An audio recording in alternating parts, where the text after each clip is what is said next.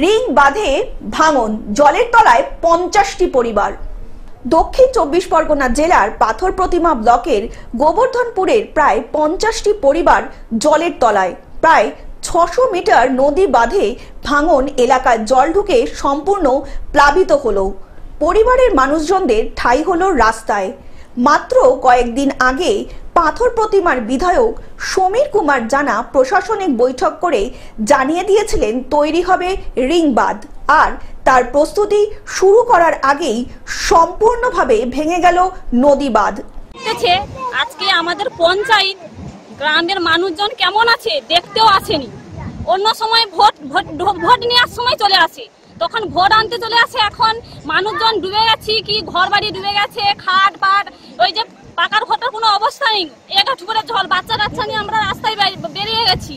অন্যদিকে এলাকাবাসীদের অভিযোগ, এত ভয়ঙ্কর পরিস্থিতি এলাকার মানুষজন থাকলেও তাদের সাহায্য করতে কোনো রাজনৈতিক নেতা বা তাদের সদস্যরা, সরকারি আধিকারিকরা তাদের খোঁজও নিতে আসেন না।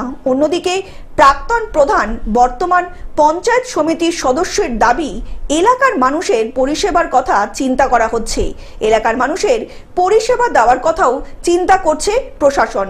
এরা এমন একটা কাজ আরম্ভ করে, এমন সময়, সেই সময়টা হচ্ছে যে এমন সময় কাজ আরম্ভ করবো যে এই সময়টা বাঁধ দেবো, আর সে যা হয় হবে, এত টাকার কাজ হয়ে গেল বলে দিল আমাদের যে এত টাকা কাজ করে দিলাম, কিন্তু এই কাজের কি মূল্য আছে? একটা কাঁচা জায়গার উপরে এই জিও বিছিয়ে দিয়ে চাপিয়ে দিয়ে কোনো সময় উপযোগী কাজ না হলে ওইগুলো হয়।